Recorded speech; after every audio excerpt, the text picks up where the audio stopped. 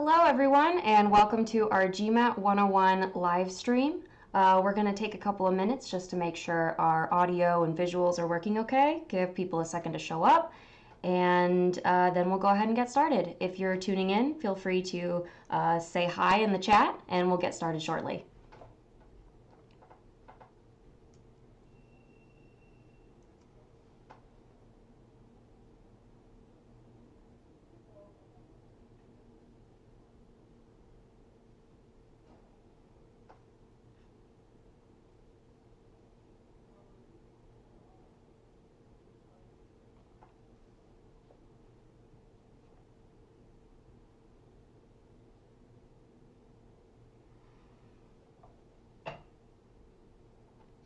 Okay, so folks are starting to arrive. So hello everyone, thanks for joining. I'm assuming a few folks will tune in over the next few minutes, but we'll go ahead and get started.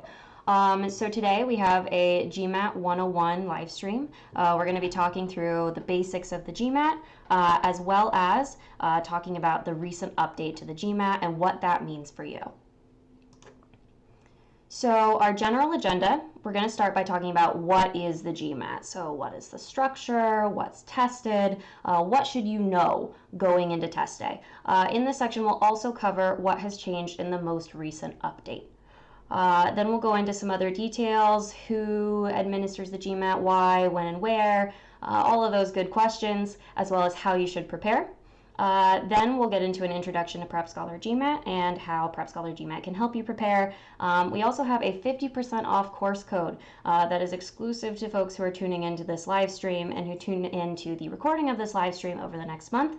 We'll also have a Q&A at the end. If you have specific questions, you can hang on to those until the end, but if you have questions that are really, really pressing and you need an answer right away, feel free to pop those into the chat. I'll be keeping an eye on that. And I'll go ahead and respond to that as well. Oh, I'm seeing a hello from someone in Boston. I'm in Boston too. Hello. Nice to see you there. Hello from Bangladesh. Good to see you as well. Thanks so much for tuning in, guys.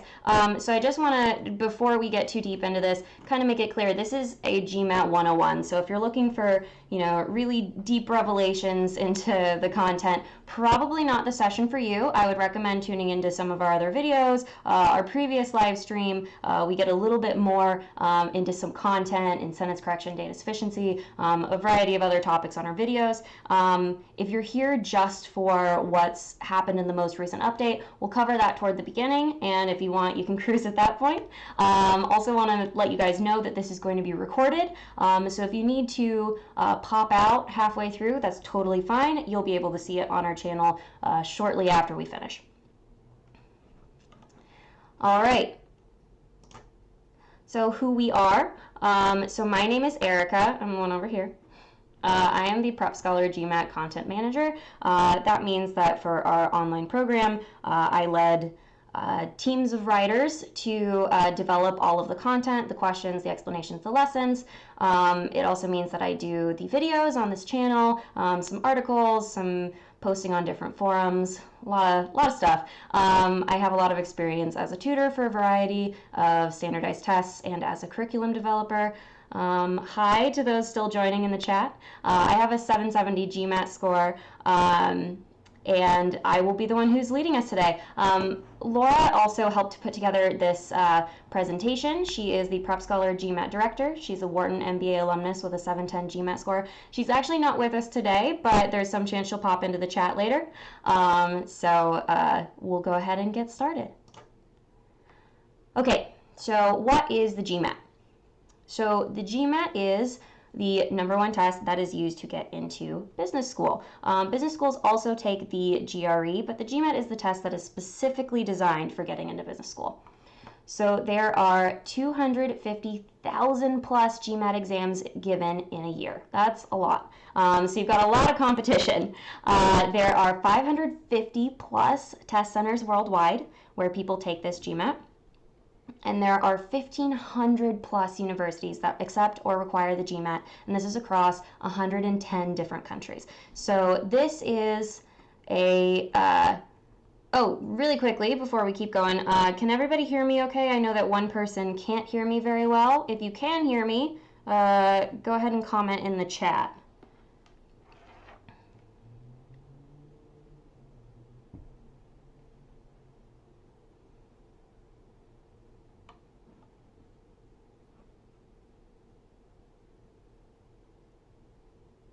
Just want to make sure that everything is working okay before we get too deep into this. Would be unfortunate to be a half hour into this and no one can hear us.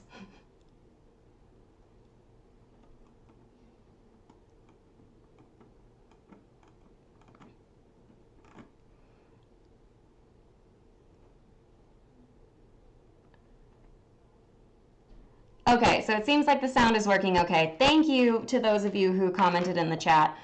This is a team effort. Okay, so the GMAT really is an international exam. There are people from all over the world taking it, and so there really is very stiff competition here.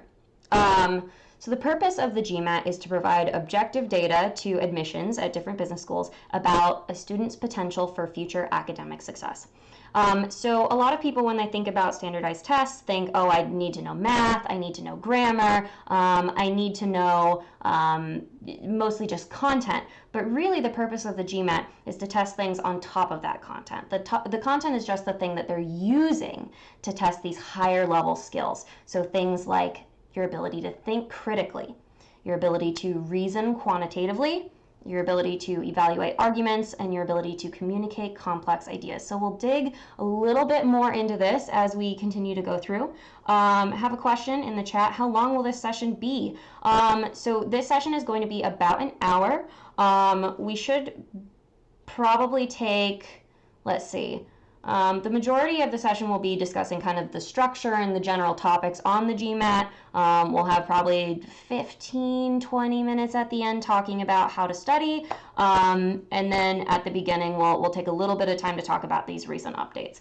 So again, if you need to head out at any point, you'll be able to see the recording on our channel.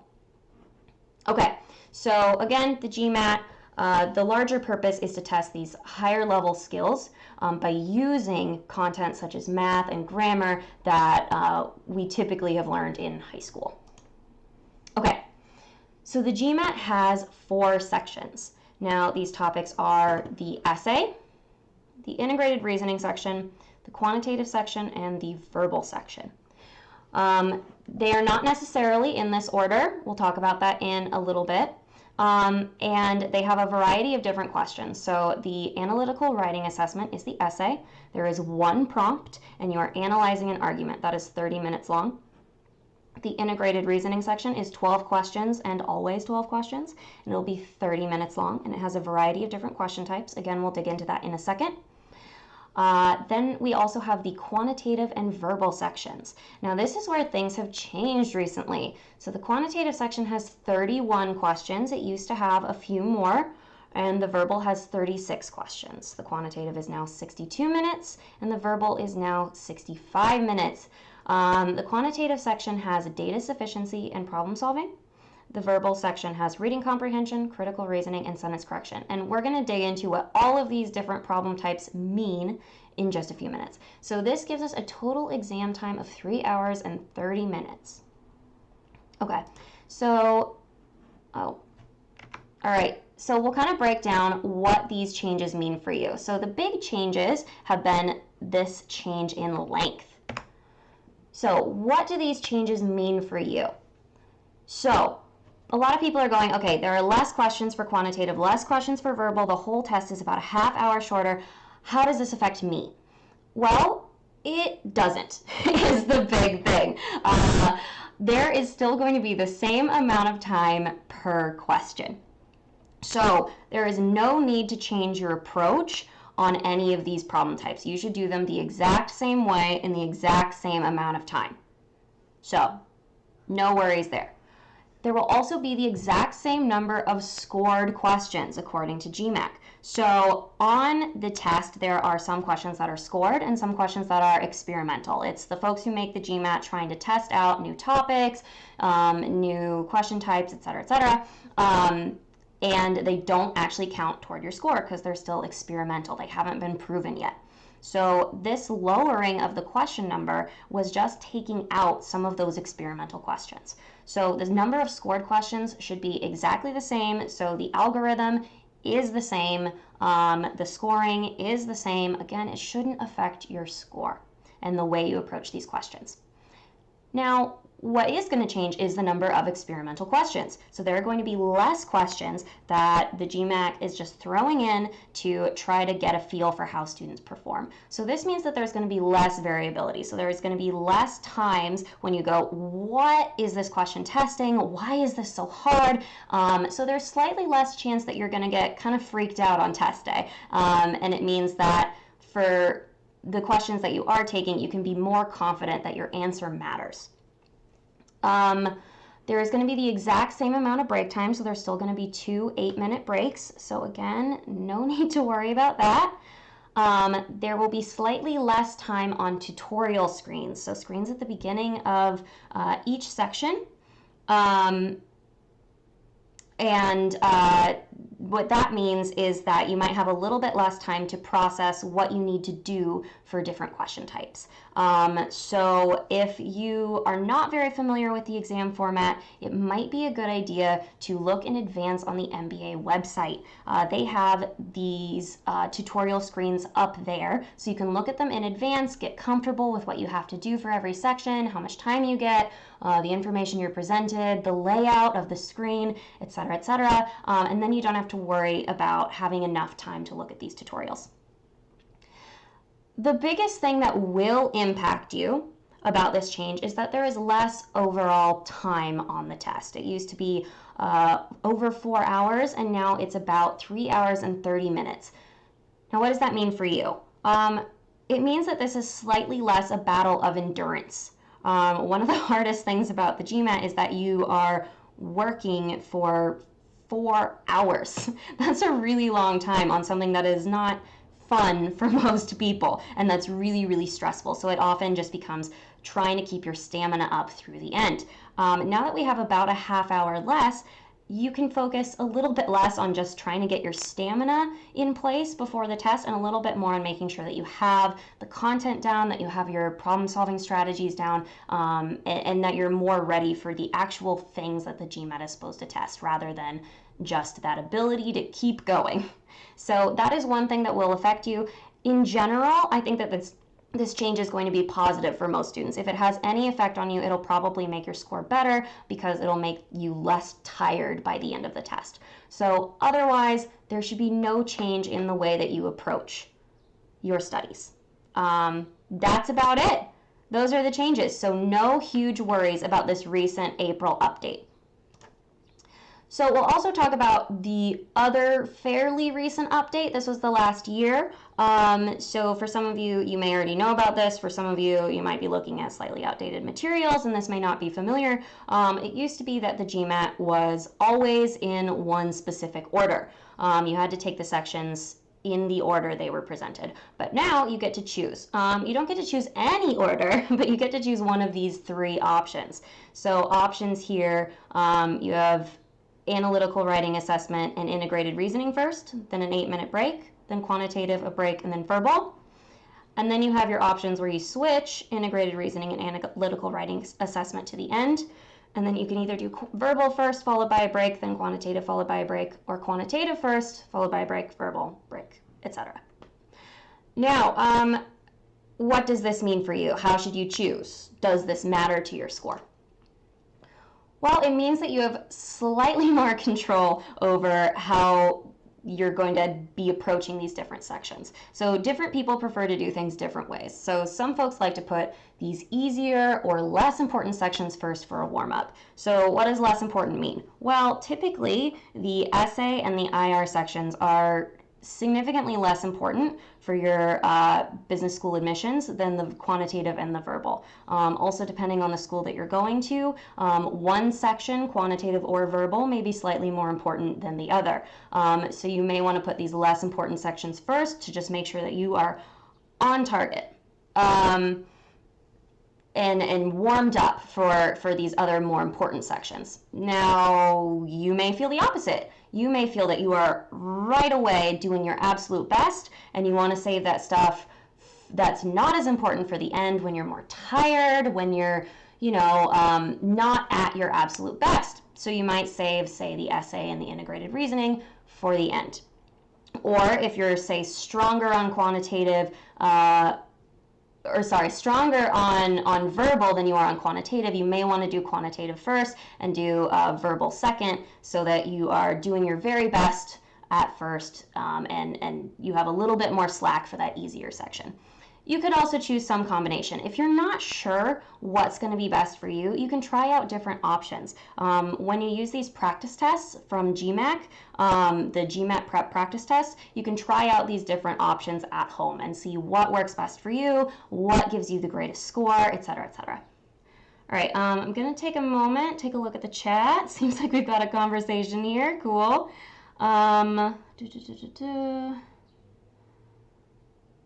Let's see. All right, I'm not entirely sure what the question is here from Futurist Demon. If you want to rephrase that, I'm not entirely sure what you mean about why can't you directly send your marks to business school. If you want to ask that one more time in slightly different words, I'll see if I can help you out there. Okay. Cool, so we'll go into some more details as well about how to improve your score with study and the most effective ways to do that. Okay, so those are the recent changes to the test. In general, shouldn't really impact you that much. So if you're really concerned about these updates and really concerned about what that means for your study, don't be. It's pretty much the same. So that's about all we're going to talk about for those updates. We'll probably chat a little bit more throughout when we talk about scoring and how experimental questions affect scoring. Spoiler alert, they don't. But at this point, we're going to kind of get more into what the different question types mean. So again, this is 101 stuff. If you're looking for higher level content, probably check out a different live stream or some of our other videos. Okay, so we'll start with the essay, which is the analytical writing assessment. Like I mentioned earlier, this is not tremendously important to most business schools, but we want to do a good job. So the scoring for these, the essays are scored twice. So the first scoring is by a trained expert, so by a human being, and the second is by an automated essay scoring engine. So this is a computer algorithm that takes your essay and breaks it apart, and based on what the computer interprets, gives you a score, which is kind of crazy. So if those two scores are different by more than a point, then we're going to have another essay come in to, another expert come in to read the essay and determine the final grading. But it seems like for the most part, these two typically agree pretty well. And that will be the result of your score. Okay, so quick tips for this section. You're going to be given an argument that you're going to evaluate. Now, before you start writing anything, we want to make sure to really spend some time breaking apart this argument and planning your response. A lot of folks think, oh, I have barely any time, I need to start writing right away, or I won't finish. And it is a lot of time crunch, but if you start writing right away, you're not going to have great organization, you're not going to have your thoughts very well put together, and very likely halfway through you're going to go, oh, I totally should not have written that for the first paragraph, end up having to erase a bunch. It's in your best interest to invest this time up top, really thinking about what you want to do, and then the rest of it is going to come much more naturally, much more smoothly, and be what you want. So it'll actually save you time in the long run. Other important ideas, kind of mentioned this, you want to organize your ideas.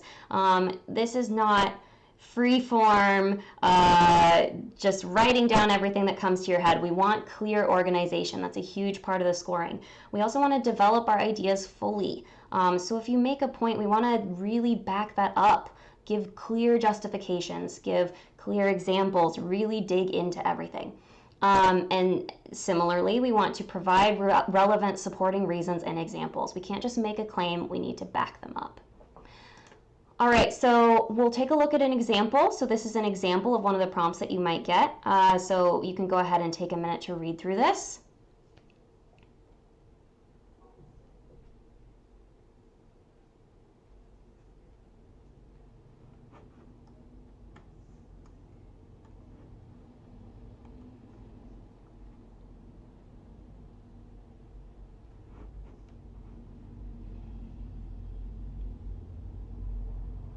All right, might not have gotten a chance to read it fully, but hopefully you've gotten a chance to at least skim. So down here, we get the actual prompt. And up here, we get the argument. So we're going to be analyzing this argument. So we're going to be analyzing the line of reasoning to discuss how well reasoned you find this argument. Now, all of these arguments are going to have flaws. They're not going to be perfect. So we're going to dig into what are these flaws? What are the positive things about this argument? What could we do to make this more well-reasoned? So they give an example here. You may need to consider what questionable assumptions underlie the thinking. So what are people assuming? What do people think that may not necessarily be true that leads to the conclusions that they're coming up with in this argument? And what alternative explanations or counterexamples might weaken the conclusion? So what kinds of things might make this argument untrue? Then we're kind of digging into what sort of evidence would strengthen or refute the argument. So not just why is this weak or strong, but what could we do to make this weaker or stronger? What changes would make it more logically sound, and what would help us better evaluate the conclusion? So what would help us determine whether or not this argument makes sense? So if you guys are going, this sounds a lot like critical reasoning, you're totally right.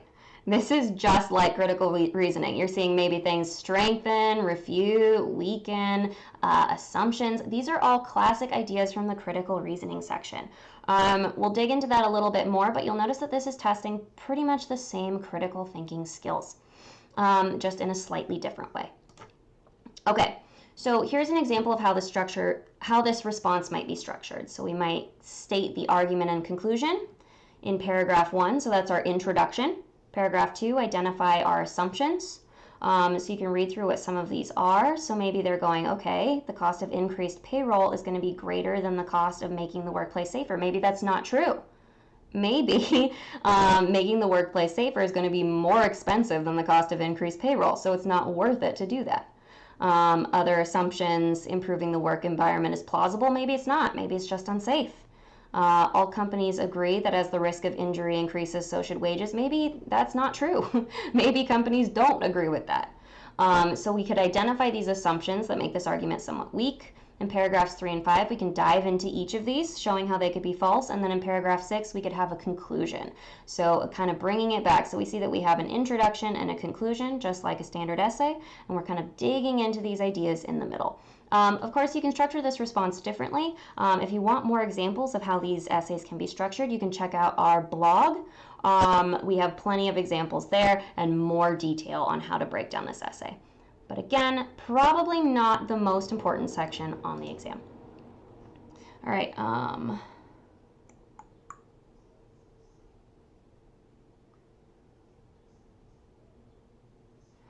Okay, great question.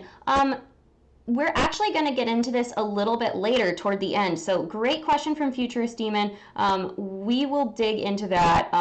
So he asks, we have the option of choosing 5 business schools to send scores before the test. Can we send our scores directly by ourselves to the universities? So we can talk about that at the end. For now, we're going to talk about the content, but we will get into this. Okay, great question. So the next section that we're going to talk about is the integrated reasoning section. So like the essay, this is not tremendously important to universities yet.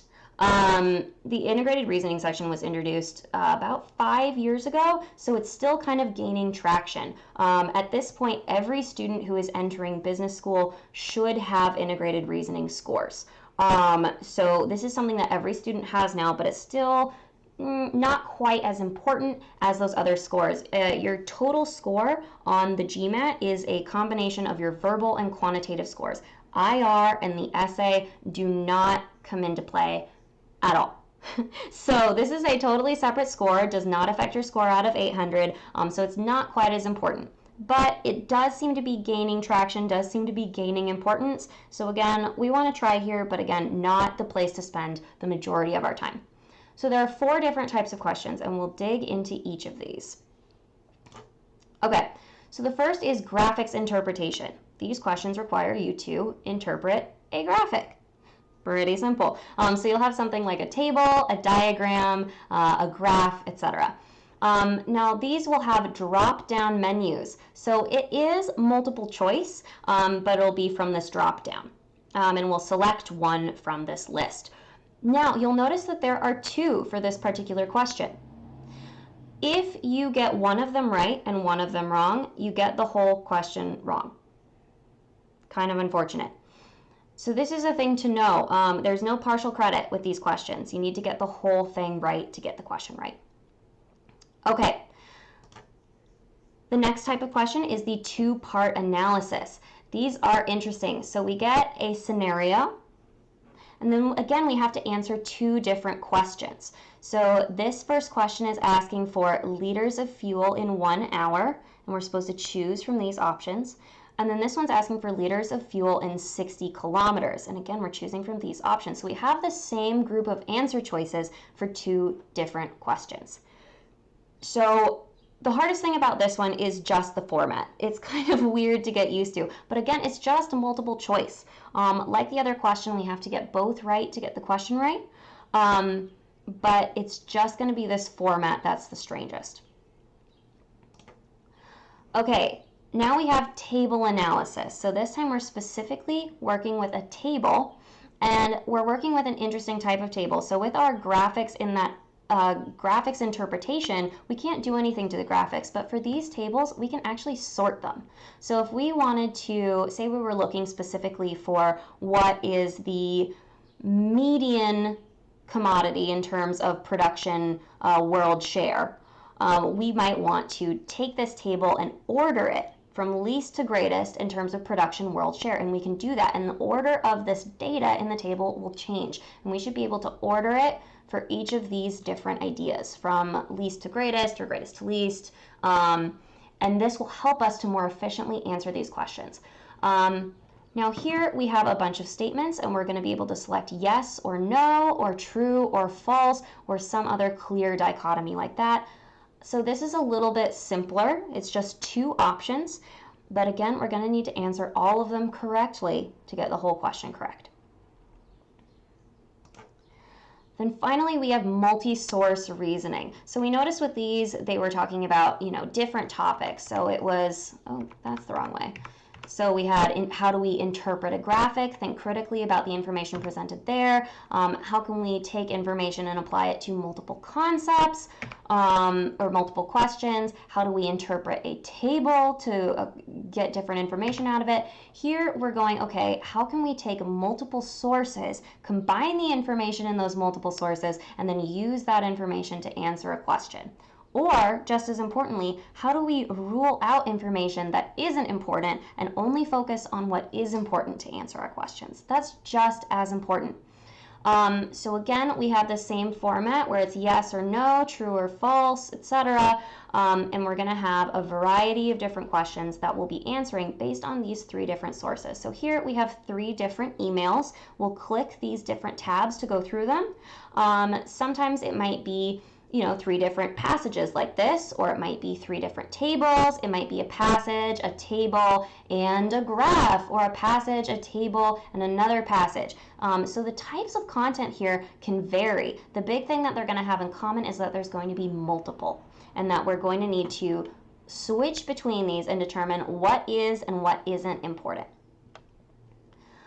All right, so integrated reasoning, as we saw for this question, and also this question, there's some math involved here. Not a ton of math here, not a ton of math here, but there is some math involved, and it'll depend on your particular test which types of questions involve math. The integrated reasoning section is the only section on the test that lets you use a calculator, but not any calculator. This calculator. Now this calculator is not particularly easy to use. It doesn't have a ton of functions. It's going to be on your screen. You have to click a little button to make it come up. These questions should all be solvable without the use of a calculator. You should be able to do all of these using simple estimation, mental math, just with pen and paper, but the calculator is provided. You can use this calculator. It can make things go faster, but don't use it as a crutch. Oftentimes you can go through these problems faster without the calculator. So know that it's there, know that you can use it, but know that you shouldn't need to. And this can help save you some time. Okay, so that's integrated reasoning. On to the meat of this, which is quantitative and verbal. Again, these are the most important. So as we discussed earlier, the quantitative section is 31 questions in 62 minutes. So that's about 2 minutes per question. Now, there are two types of quantitative questions. So there are problem-solving questions and there are data sufficiency questions. And we'll dig into what those mean over the next couple slides. And there are a ton of different skills that are tested here. So we've got fractions, decimals, quadratic equations, exponents, statistics, probability, coordinate geometry, all sorts of different things. The one thing to keep in mind is that all of these topics are things that you should have learned in high school. So that has some benefits and some negatives. Benefits is you should know this. It should be something that you can review and go, oh, I remember this. Negatives here are that you probably haven't done it since high school, so there might be a lot of review involved.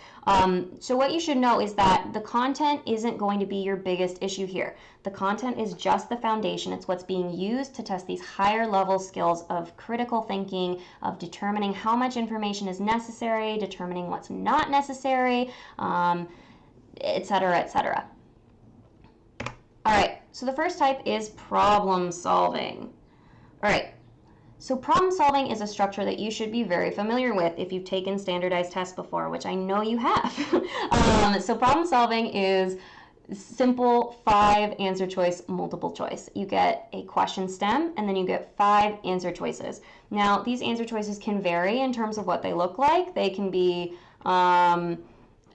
these different expressions with variables. They can be numbers. They can be, you could have a list of 3 options, and then answer choice A might be 1 only, B might be 2 only, C might be 1, 2, and 3, D might be 1 and 3 only, etc. So there's a bunch of different formats and way this can be presented, but you'll always have 5 answer choices to choose from. So these are typically not the hardest part of the quantitative section for most students, but it does take some review to remember how to do this. Your first thing here should be to read and understand the question. So this is an example of a word problem. These are typically pretty difficult to interpret. Your first step is just to figure out what the question is asking for. This seems really simple, but this is often very commonly messed up. Oftentimes these questions are framed such that it's easy to solve for something else, or easy to just get lost in a bunch of math that isn't actually necessary for solving the problem. So your first step, figure out what this question is asking for, and then also figure out what the question gives you. What information do you already have to work with? At this point, you can use your answer choices to kind of guide you, right? So here we might look at our answer choices and go, hey, okay, so it's an expression that combines x, t, and y in some way. So I know I want to use x, t, and y in some way to get one of these expressions. So I'm likely going to have to make an equation, probably using rates, and use that, then manipulate it, change where the different variables are, maybe divide by x, multiply by y, etc., to get one of these expressions. So this is what this looks like. So problem solving is usually not the biggest concern that folks have with quantitative. It's data sufficiency. Now, if you are familiar with problem solving, awesome. You probably are not familiar with data sufficiency unless you've specifically been studying for the GMAT.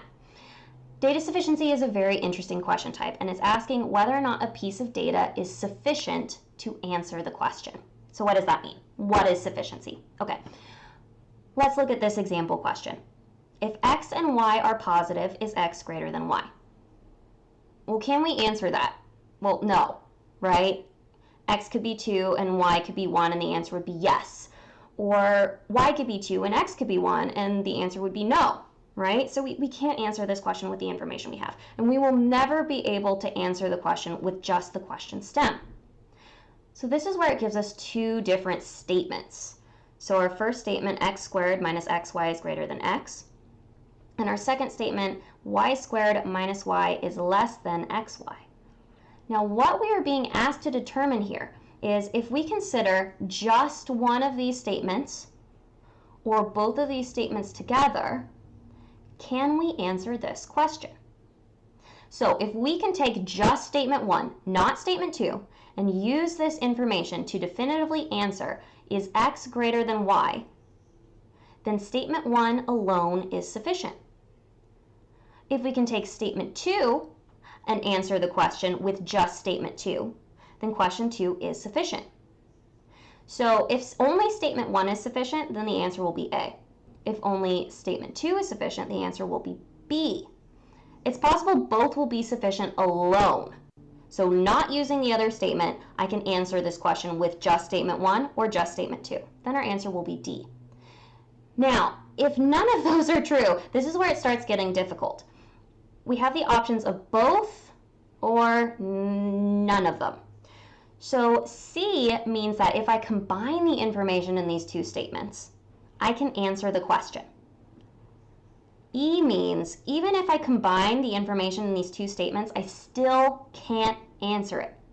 This is the hardest one to prove.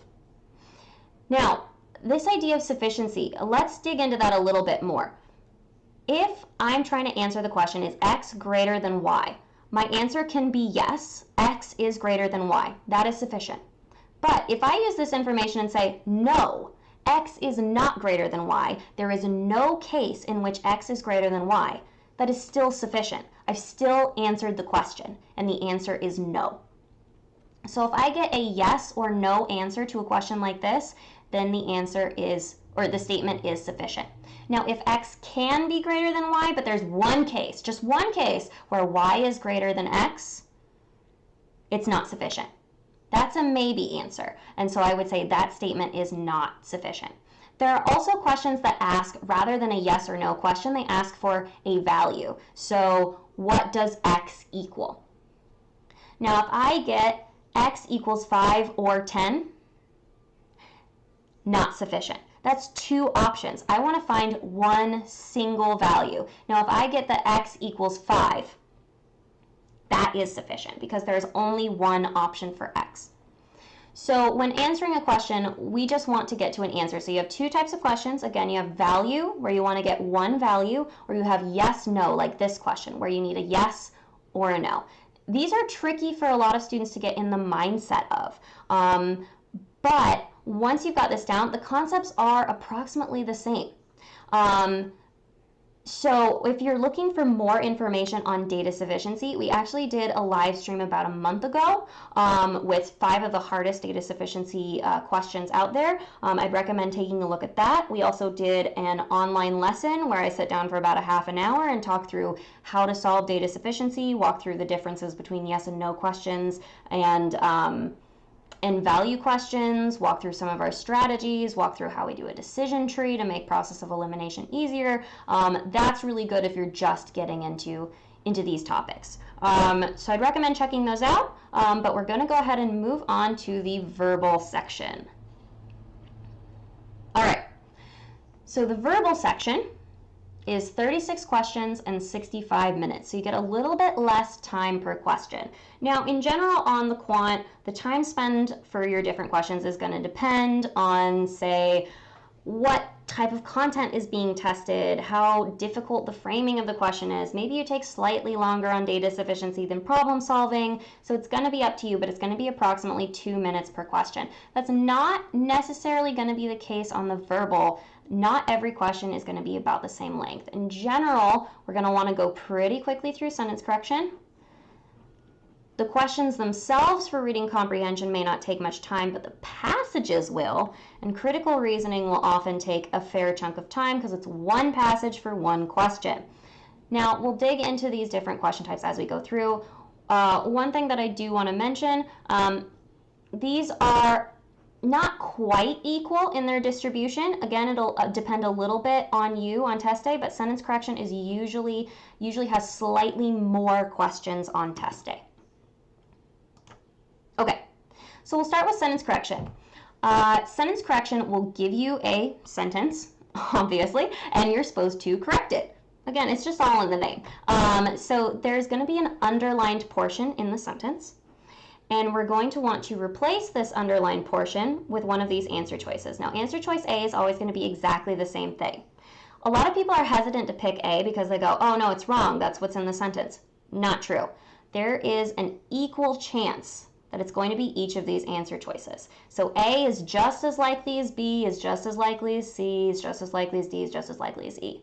So don't be afraid of answer choice A. Now, if there is something wrong, we're not going to pick A. We're going to pick one of B, C, D, and E. Now, how do we figure that out? Well, we're going to look at this underlined portion, and we're going to look at the surrounding sentence to see, okay, is there something wrong? Is there an issue with, like as we mentioned on the previous slide, is there an issue with agreement between a subject and a verb? Is there an issue with agreement between a noun and a pronoun? Is there a problem with an idiom or with the diction of the sentence? Is there an issue with sentence structure? Do I have a fragment? Do I have a modifier problem? Is one of my modifiers describing the wrong word? Does this sentence actually make sense?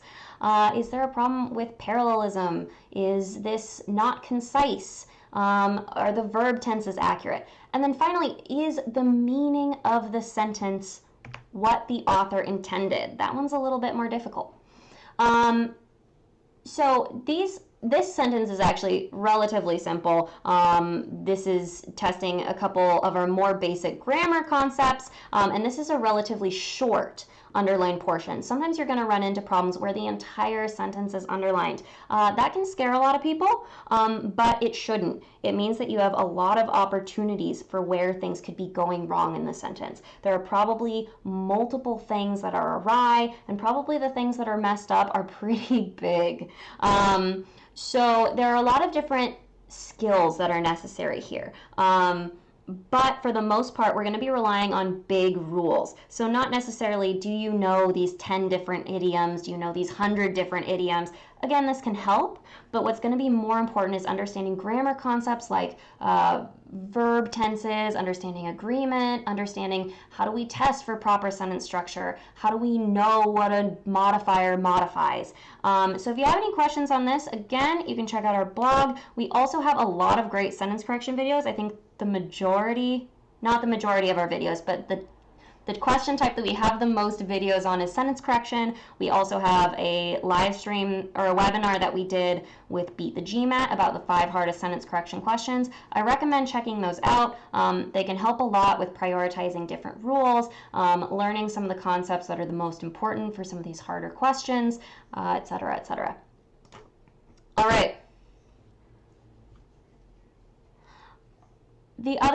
One of the other types of questions in the verbal section is critical reasoning. Now, critical reasoning is interesting. I actually think I'm going to come back to it. I think I'm going to talk about reading comprehension first, since critical reasoning is very, very similar. Reading comprehension involves a passage. We read a passage, and then we answer a bunch of questions about the passage. This is harder to time than these other questions. So sentence correction, we can look at a single question and answer it, boom, we're done. But for reading comprehension, we want to read the passage before we answer the question. Now, when I say read the passage, I don't necessarily mean read every single word, memorize every detail, be able to give a presentation on it after the test. No. When I say read the passage, I mean pick up on the most important things from the passage. So what is the purpose? What is the author trying to communicate with this passage? What is the organization of the passage? What is the passage talking about in paragraph 1 versus paragraph 2? Are there any important switches in position? How does the author feel about this topic?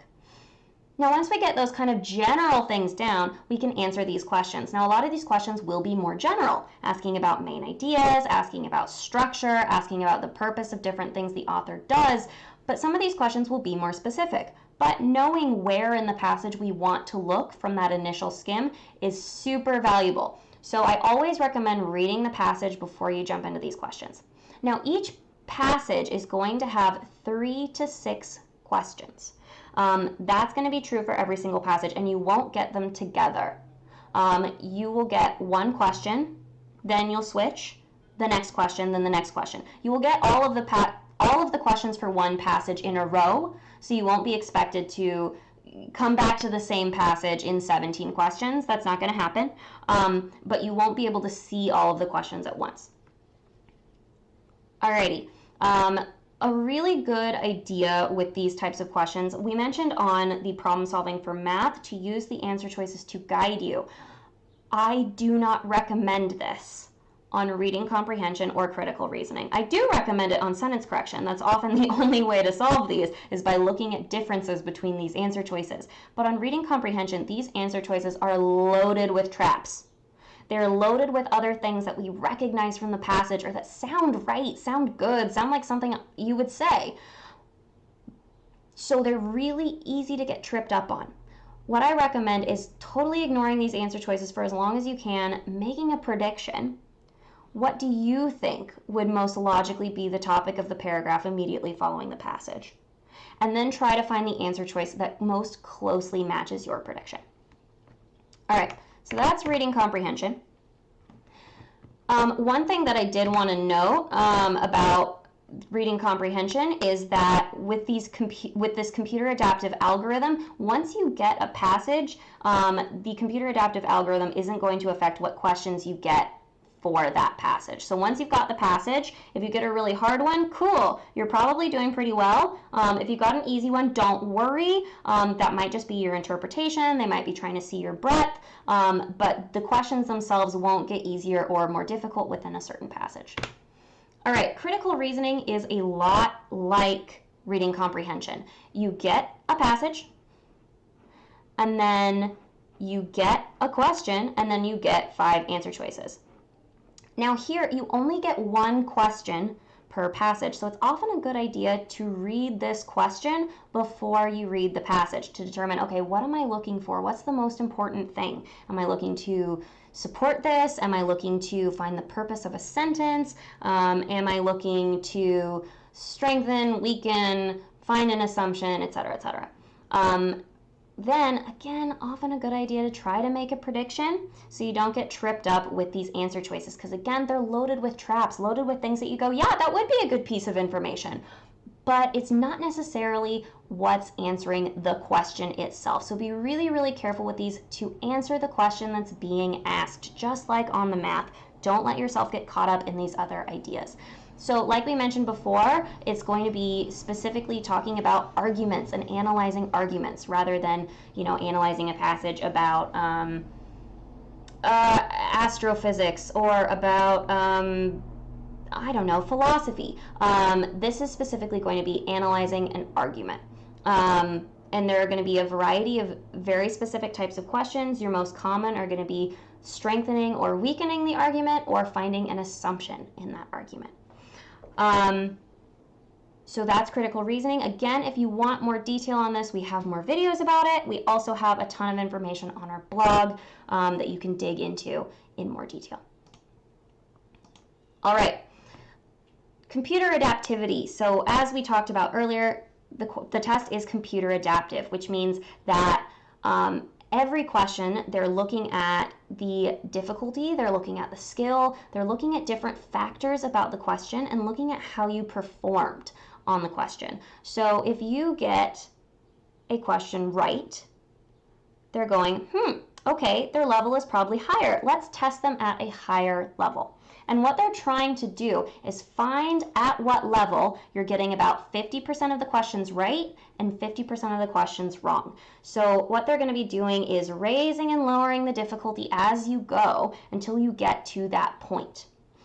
Now, what's really important is that you need to be getting that number of questions right across a variety of different questions. If you have any major deficiencies, like for example, you get every single assumptions question wrong, or you get every single question about exponents wrong, that's really going to hurt you. So you want to try to have a broad base of knowledge on these. So your correct and incorrect answers will determine the questions that you'll see later, so the difficulty as well as the topic. No 2 people will have the exact same quant and verbal questions. Again, it's going to depend on how you do on different questions. Now, because this is computer adaptive, that means you can't go back to a question. Once you've submitted your answer, you are done.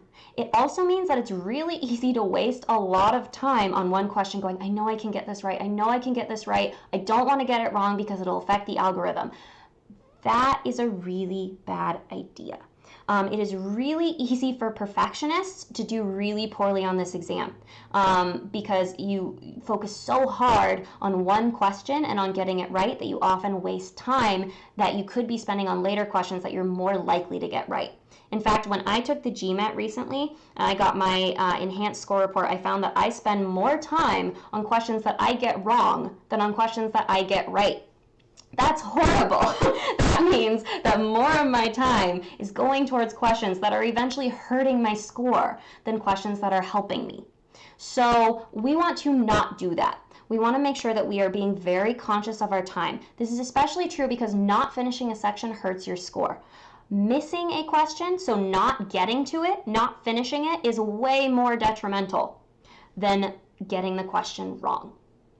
So we want to make sure to use process of elimination and be smart about which questions we are giving too much time to and which questions we are just logically guessing on. So your final score at the end of the test is going to take into account not only how many questions you got right and wrong, but the difficulty of those questions that you got right and wrong. So if you're consistently just missing really high-level questions in a variety of subjects, you're probably going to do pretty well. Now, if you're doing very, very well in most subjects, but are missing very easy questions in one subject, like say exponents, you are not going to get as high of a score because that shows a weakness in a specific area. All right. So the GMAT scoring, often schools care a lot about percentiles.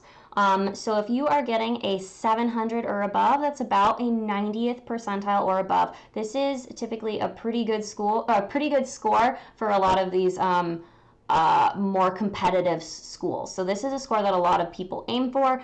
We have a video specifically on how to get a 700 plus score. We're going to have another video coming out soon with more tips on that. So if that's what you're looking for, that'll be something to check out.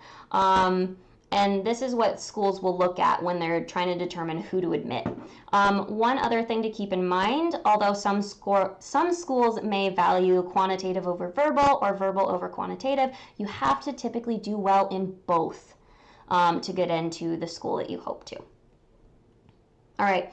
And then again, integrative reasoning and analytical writing assessment are scored separately. They do not go into this final score out of 800. All right, so this is what the percentile chart looks like. We're gonna just go ahead and move on past that. Makes sense. Awesome. So you'll see my score of 770 would be right here, but at this point it's already in 99th percentile, so it really doesn't matter. If you're one of those people who's really, really going, oh no, I only got a 760, I need a 780, it doesn't matter. Schools don't care at this point. So think about your percentile more than you do the actual number typically. At this higher end, it legitimately just does not matter. Okay. Right, we're running out of time a little bit. We might go slightly over our hour. Feel free, again, to jump out if you need to. You can always check back in later. And if you have questions, you can always leave a comment. Similarly, if you have questions right now, feel free to throw them into the chat. All right, why is the GMAT important? The GMAT levels the academic playing field for MBA applicants. So the GMAT is supposed to be completely unbiased. So other important factors include your undergrad GPA, your work experience, your extracurricular involvement. These things vary widely between different students, but the GMAT score is supposed to be something that just strictly measures your aptitude. As long as you have a good basis in math, in grammar, in reading, then it should be testing higher level skills of critical thinking, of et cetera, et cetera. So it should measure this pretty evenly for different students. One exception here is that your actual academic background may affect you here. So for instance, if you didn't have as strong of a math education, you may be at a bit of a disadvantage. Similarly, if English is not your first language, you may be at a bit of a disadvantage on the verbal as well. So these things do come into play. Although it says it levels the academic playing field, this isn't always exactly true. There are always going to be things about your own experience that do impact this score. But that is the stated goal. All right, so what we want to do is we want to aim at least for the average score of your top school. or slightly below. So for instance, if your top school is Business School X and their average GMAT score is a 700, your absolute minimum score should be a 680 or a 690. We'd ideally like to get this average score to show that there are no red flags, and then really shine on other areas of your application, so your recommendation letters, your GPA, your work experience, etc., to make sure that the school chooses to pick you. All right, so we're going to get into this question that was asked earlier by Futurist Demon. So test day logistics. The test costs $250, which is pretty expensive. Now, a lot of people retake this test multiple times. They pay a lot of money to practice, to, you know, get tutoring or to buy an online program like PrepScholar, etc. And it can be really expensive. But a thing to keep in mind here when you're considering how many times you want to take the test, whether or not it's worth it to retake, whether or not it's worth it to invest in study options, is that business school is very expensive, and that the amount of money that you will, you know, either make over the course of your lifetime or not make over the course of your lifetime based on whether or not you have an MBA is also going to be huge. So it's kind of an upfront cost, but there are huge possible benefits and also huge possible losses that depend on this upfront investment. So these are always things to consider, is to think about scope here. Similarly, things like the GMAT can have huge impacts on whether or not you get scholarships. So again, there's a lot more at play other than, you know, what is admittedly a pretty hefty fee. So things to bring. Before that, you're going to schedule your test on MBA.com, and you'll pay this fee up front, not on test day. Things to bring. You want to bring a government-issued ID. If your ID is for some reason not your name or not the name that is on your test, you're gonna have a problem. I'd also recommend maybe bringing a couple pieces of ID just in case. You want to bring maybe a snack or some water for your breaks, but otherwise don't bring anything else. Don't bring a calculator, don't bring paper, don't bring pencil. They're going to provide all of that. Don't bring a watch with a timer. Don't bring a stopwatch. You're going to use the timer on the screen. If you bring anything weird, they're probably going to make you either shove it in your locker or get rid of it. So it's not worth it to bring anything else. The lockers are pretty small, so just bear that in mind. Now, on to that question that was asked earlier. Before the test, you ideally want to think of 5 programs to send your official score report to. At the end of the test, you're going to get the option of whether or not you want to cancel your scores or send your scores. Now, if you did worse than you thought, hey, maybe you cancel. But if you didn't, you want to make sure that you know which 5 programs you can send it to, so you're not sitting there going, oh crap, where do I want to send this? Because after the test, you can send it to other programs. To answer your question, Futurist Demon, you can, but it costs $28 per program. So again, a little bit more expensive. Again, in the face of business school, not a huge cost, but not something you probably want to do. If you want to send it to more than 5 schools, you'll have to do that afterward. If you can't think of your 5 programs on the spot or are not sure you want to send it, you can always send it later. It'll just cost you a little bit more. I really recommend going into test day with an idea of a score that you will send. So say, if my score is 680 or above, I will send it. If it is below, I will cancel. And just have that in mind. Also bear in mind whether or not you can retake, because in some cases that's just going to be your last opportunity and you should send it no matter what.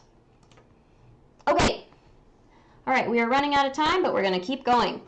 How to prepare for the GMAT. Like we discussed earlier, oftentimes this is an investment, but there are typically kind of 4 categories. So there's on your own, there's an in-person course, there's an online course, and there's one-on-one tutoring. Now, all of these options have pros and cons. Okay, I'm going to actually dig into these on this slide. So on your own is self-study. So this means you're going to be self-motivated, you're going to be planning your own study. It's all going to be up to you. Now, if you are really dedicated and really good at identifying your own weaknesses, this might be a good option. It's also typically the least expensive option, but you're going to need to be really careful about a lot of things that we'll talk about in the next few slides. An in-person course is typically going to be a group, and you'll be with an expert instructor. Again, pros and cons. An online course will typically be you with a course that is online. So our PrepScholar program is a great example of this. And one-on-one tutoring is exactly what it sounds like. You're working with an expert, but it's only going to be you. So again, this is something that's offered by PrepScholar, and we'll talk about it a little bit more. So the big things that you want to do in your study are to find your motivation. So you want to make sure that you have goals that are smart. They're goals that you can manage. They're goals that have actionables. It's not just, oh, I want to learn this concept. It's I want to do 20 practice problems and review my answers on this particular skill. They're time bound. They make sense leading up to your test day. And they're all going to depend on your skill level, your test date, what you need to work on. You're also going to need to have accountability. So a reason to keep going, a reason not to decide, hey, I'm going to watch Netflix instead. This is why options like working on your own can often be challenging because it's hard to make these goals if you don't know what you need to work on. It's often hard to motivate yourself. You can often find a study partner that can help a lot, but options like a course or one-on-one tutoring are often great for motivation. Online courses can also do this. Not all of them do. For example, PrepScholar will set you weekly assignments and will send you check-in emails to make sure that you are working. They will also show your progress on different skills, how much time you've studied so far, how much time you should study based on your score goals, etc., etc. We also want to have prep that is customized. Again, we kind of talked about this. You have unique strengths and weaknesses, and you have different goals. Different people are aiming for different things, and different people need different things. So especially if you're aiming for a high score, you need customized prep. Now, if you are at just a beginner level and you need a lot of review, something like an in-person course might be awesome for you because it'll help with a lot of lower level basic skills, your foundation. So this will help with foundational skills, but if you're aiming for getting those things that are specific to you, you're going to want to go with an option that is customized. So for instance, one-on-one tutoring is the gold standard for customization because your expert is going to be working directly with you to work on your strengths and weaknesses. But there are other options as well. For example, the PrepScholar GMAT online program gives a diagnostic that figures out, okay, what skills are you weaker or stronger in? At what level are you? And when do you need to work on these to get them by test day? Are there any skills that are just not feasible to get to by test day? Which are the ones that are most important? And then we'll guide your study, give you a study plan that is based on that. So that will help you guarantee that you get the highest possible score with less effort. You're not going to be wasting time on something that you just don't need to work on for you, your score goals, and your strengths. All right, you also want to practice purposefully. When you practice, it often feels really good to memorize a lot of vocab words or memorize a lot of idioms, but that isn't necessarily going to help you. You want to have a purpose. You want to be driven toward getting more questions right. So it's important that in your practice, you're practicing at the right level, at the right time, and in the right order. This is really important. Oftentimes people are like, ooh, this particular skill is very hard. I'm going to work on that. When really they should be capturing more fundamental concepts first because more questions are about them and because these higher level questions build on them. So it's really important, again, to have someone knowledgeable guiding you through this. For example, this PrepScholar GMAT online program will guide you in the right order through these skills, like I mentioned earlier. You can also work directly with a tutor at PrepScholar. So like me, I am also a tutor for PrepScholar GMAT and will help to make sure that you are getting the stuff that you need. All right. The fourth option is master your mistakes, and I think this is one of the most important. A lot of people think that drilling concepts is the best thing that they can do. If they do 100 questions, they have gotten 100 times the benefit. But sometimes working on one question and really digging into that one question can be even more beneficial than doing 100. Now, why is that? The most important thing in going over a question is figuring out why you got it wrong. So going, okay, why is the correct answer right? Why is this wrong answer wrong? And why was it tempting? Why did I pick it? What happened in my process that I went the wrong way? Now, how do I avoid that in the future? Now this is valuable because it digs into your mistakes. Not every student is going to miss a problem in the same way, but when you analyze that process, you know what you need to do differently in the future. Knowing the right answer isn't necessarily going to help you get it right on another problem. When you look at the concepts behind it, the actual process, then you're more likely to be able to transfer that knowledge to another problem. So again, this is something that you can do on your own.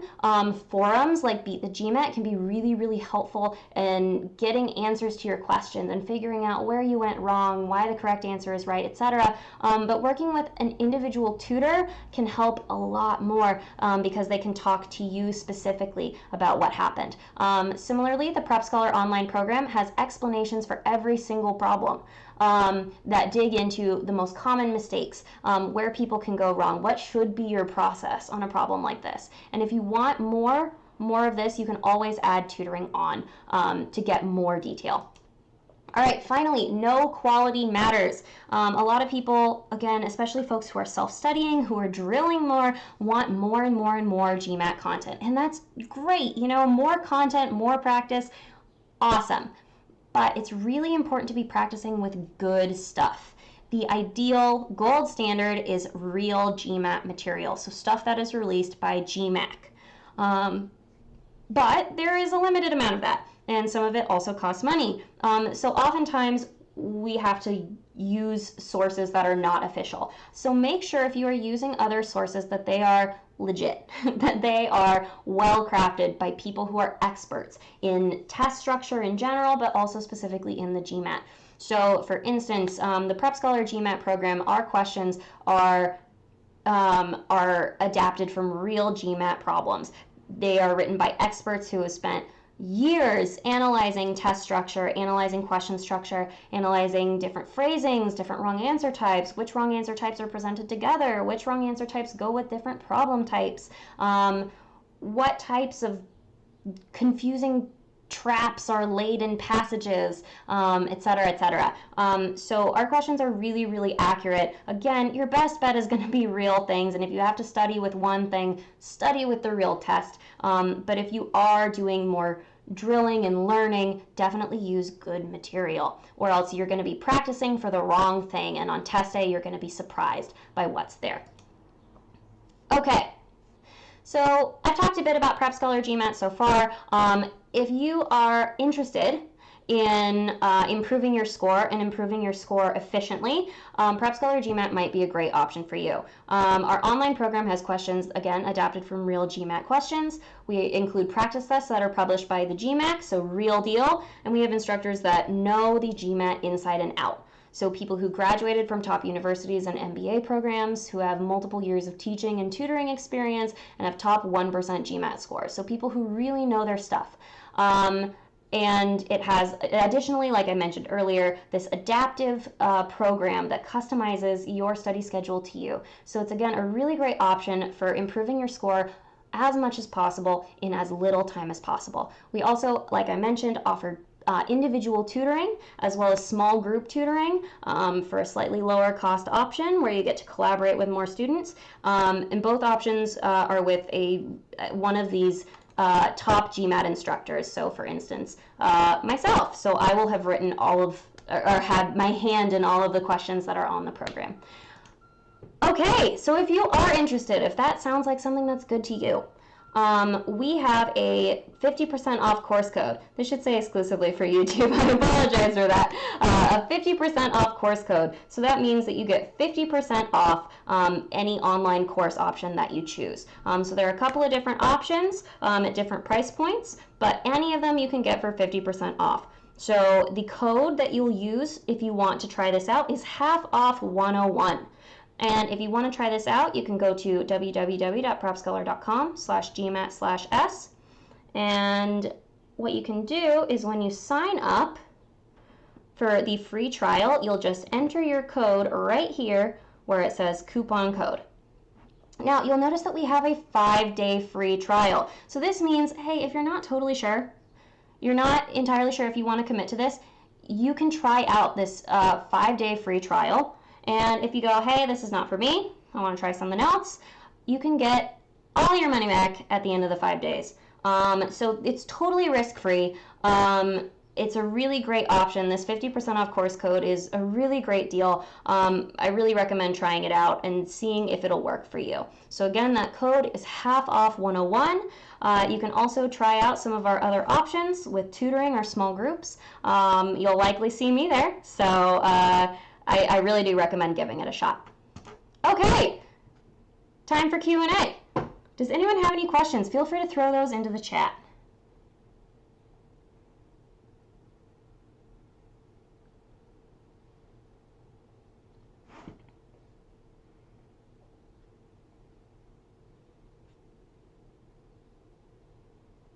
All right, just reading through some of these comments to see if there's any questions in here that I can answer.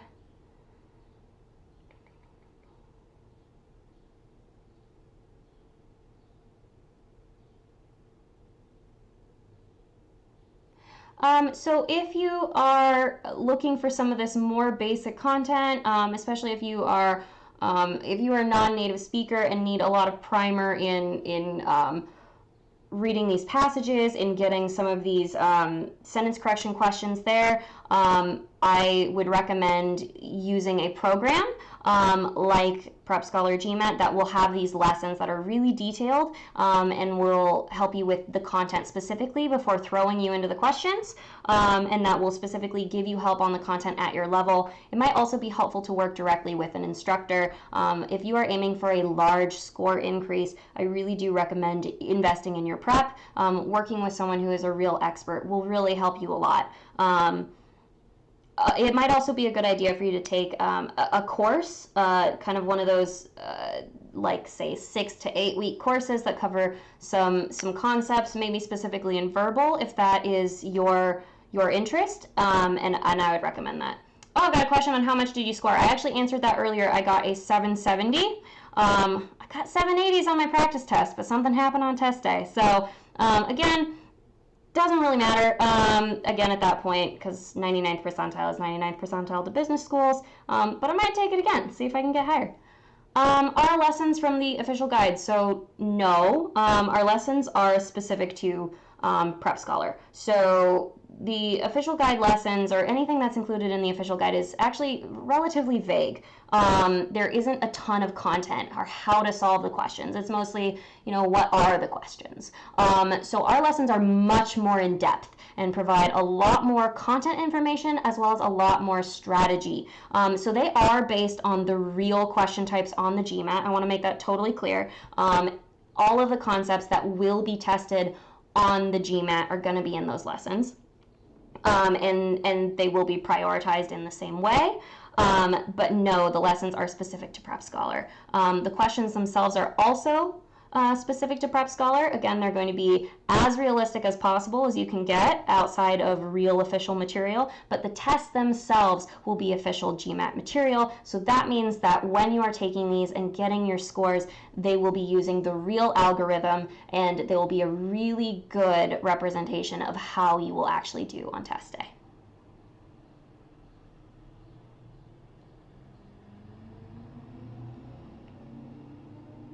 All right, any other questions? Happy to answer any of these. Similarly, if you have questions later, when we post this video, you can leave those questions in the comments.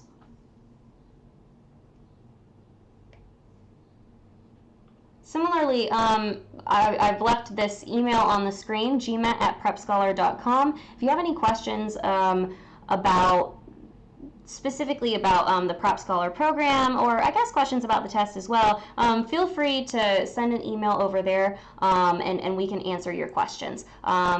Additionally, we have, like I've mentioned a bunch of times throughout this, we have a bunch of content on our YouTube channel and our blog. If you search either of those for what you need, you'll probably find something that will help you out. Yes, we do cover all the basics of sentence correction question types. Yes, we do. So if you have any grammar concerns, we'll be able to answer all of those content questions as well with the online program. And if you need specific guidance on specific question types, if you're getting hung up on the way you know, certain questions are worded and need strategy specific to you, again, you can always sign up for tutoring with me or another GMAT expert, and we can really dig into the root of that. And that'll help you to overcome that weakness even sooner. Yep. Any other questions? Also, to answer your question, Tashin, you may also want to check out our sentence correction videos on our channel. We have quite a few and some really good tricks that have helped a lot of students overcome, you know, many questions. So tricks that will help you across the whole section, that'll help you on multiple questions. So I'd recommend checking those out.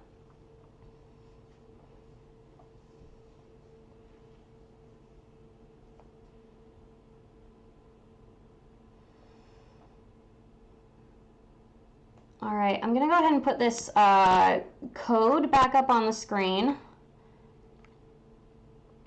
So again, that's half off 101 if you want to try that out. And if you are tuning in after this live stream, if you are watching this afterward, it's going to be valid for a while. So this should be valid. Oh, I'm not entirely sure on the date. I think it should be valid through the end of the month. I'll add that into the description when I know for sure. Oh yeah, absolutely, to HC, yes, you can watch this later. It should be up on the channel as soon as it processes, so in a couple of hours.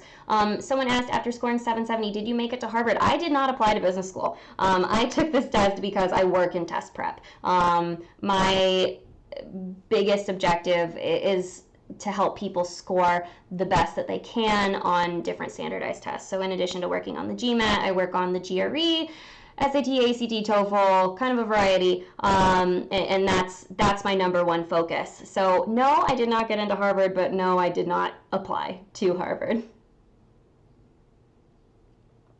Another thing to think about as well is that getting into these business schools is not just about the GMAT score. The GMAT score is one of the absolute most important things, but other things do play into this as well. So definitely make sure that you're not neglecting other parts of your application, because those do matter a lot, especially at these top tier business schools.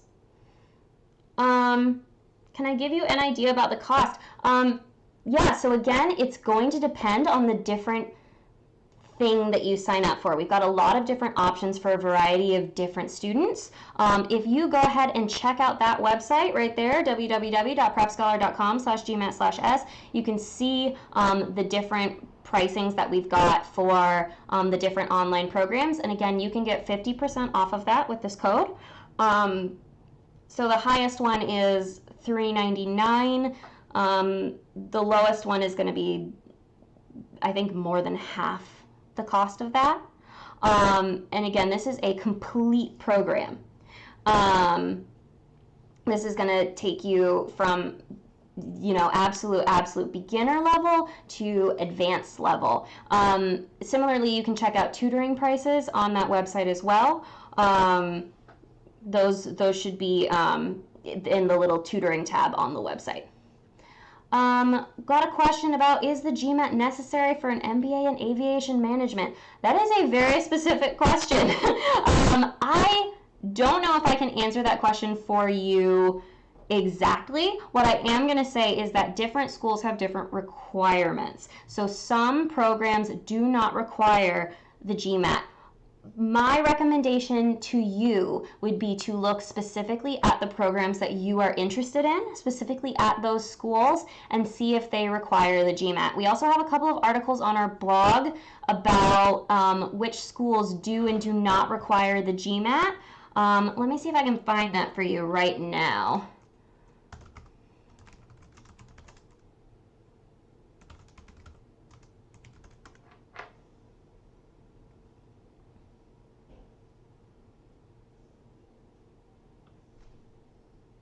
All right, so I'm going to send you an article for, is the GMAT required for MBA programs and should you take it?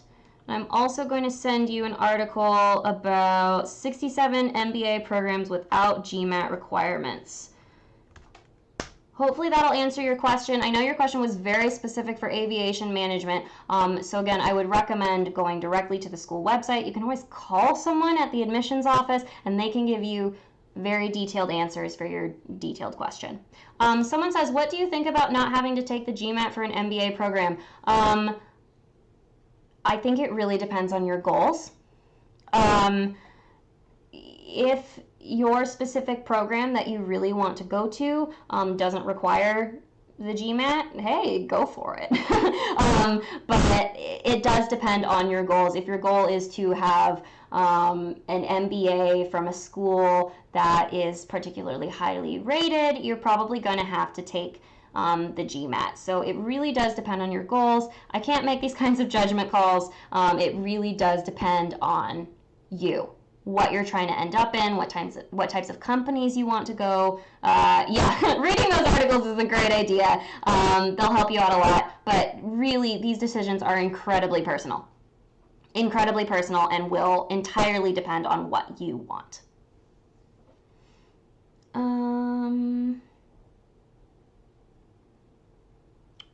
Okay, got a question.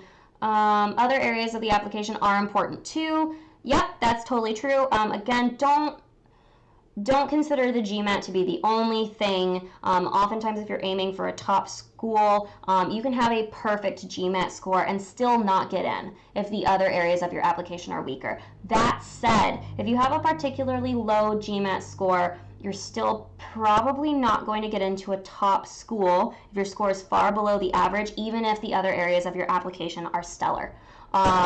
So again, it is a good goal to get at least the average.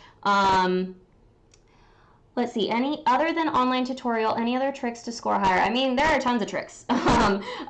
We've got, again, a bunch of those tricks on our YouTube channel. It's going to depend on what you most need help with. If you want help with time management, with managing anxiety, we've got information on that. If you want specifically help with content, again, information on that.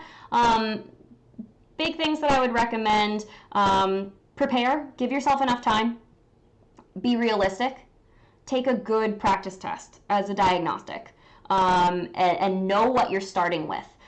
Typically what we recommend is for every 50 points you want to improve your score, you should study 50 hours, which is a lot.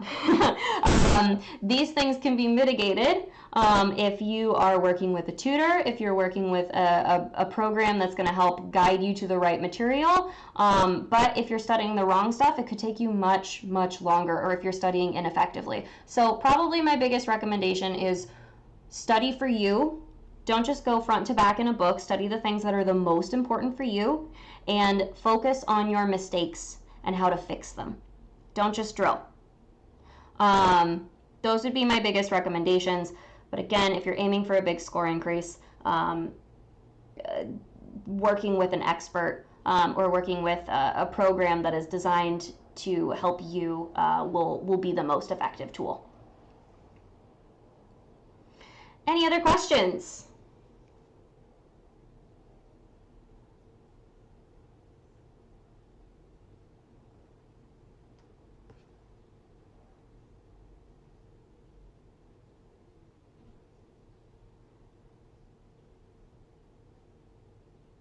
Alrighty, well, if anyone else has any other questions, feel free to throw these in while I'm talking, or feel free to throw them into the comments once I put this video up, or similarly, you can check them out, or you can talk to us at gmat@prepscholar.com with more questions. We're happy to answer them.